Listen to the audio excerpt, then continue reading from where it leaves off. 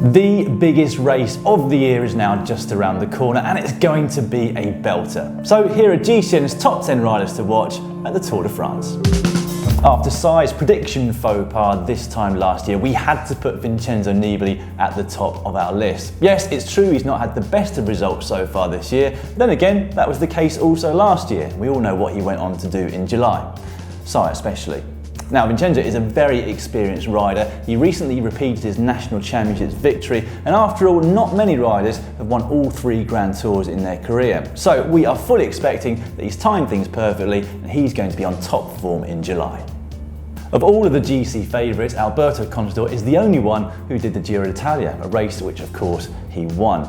Now, there's been speculation for a long time about him doing the double this year, but in fact, if he does win the Tour de France, he will have won all 3 Grand Tours in succession. He recently participated at the Route du Sud, and although he couldn't quite drop Nairo Quintana on the climbs, he did on descent and actually took the win. So his form is still there. The real question is, how long can he keep it for?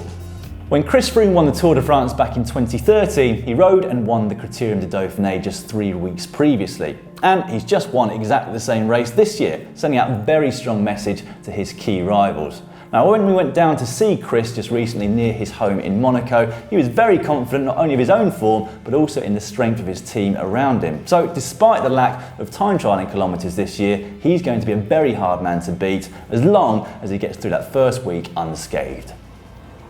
Mark Cavendish effectively missed the 2014 Tour de France, crashing out on the very first road stage into York. However, he looks set to make amends this year. So far in 2015, he's taken 13 victories, so he's sure to add to the 25 stage victories that he's had at the Tour de France throughout his career. Now, the recent British National Championships, he finished second to Pete Kenyick, so he's proven that not only is he sprinting on top form, he's also as fit and strong as ever.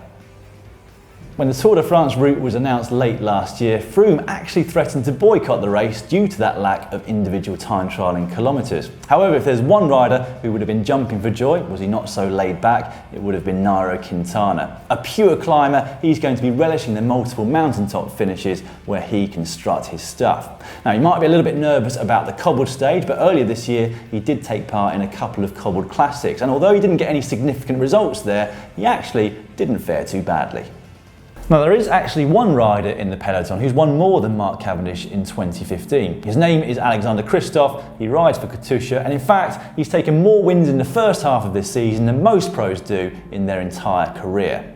Namely, myself, of course. Anyway, Alexander Kristoff might not be quite as fast in a straight line as Mark Cavendish and Andre Greipel, but he is extremely strong, and we can see how effective that is.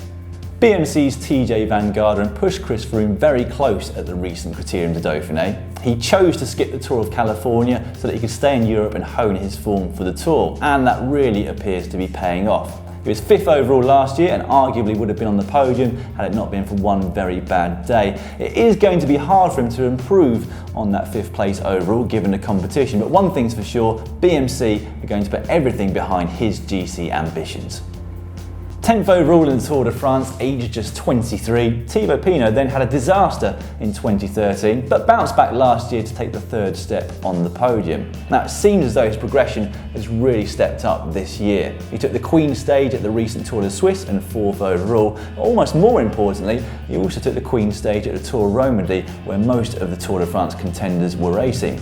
It might be hard for him to repeat his podium position, but one thing's for sure, his confidence is going to be sky high. Peter Sagan has actually only ridden the Tour de France 3 times, but at every one, he's comfortably won the green jersey. Now, he signed for Tinkoff Saxo in the off-season, and what that means is he won't be the outright team leader. That honour will go, of course, to Alberto Contador. How that affects Sagan remains to be seen, but our guess is that he'll probably win at least one stage and retain the green jersey as well. And actually, with the reintroduction of time bonuses this year, it's not inconceivable to see him wearing yellow at some point in the first week. A little bit of a curveball for you here now, but since this is our top 10 riders to watch at the Tour de France, we're going to throw in Lotto Soudal's Tim Wellens. He's not going to be winning any bunch sprints, he won't be high on the GC, and actually for the first week, he'll probably be looking after Andre Greipel. However, from that moment onwards, if there's a chance to attack, you can be sure that he is going to take it. Wouldn't be a surprise to see him take a stage victory, but even if he doesn't, he's just a fantastic rider to watch race. Now, as you can imagine, it was quite difficult to whittle down the Tour de France start list to just 10 riders to watch. We've missed out the likes of Mollema, Rodriguez, Valverde, Greipel, etc. Arguably, they all deserved a place on our list. However, what we would like to know is who is the rider that you most like to watch race? As per usual, you can let us know your thoughts in the comment section just down below.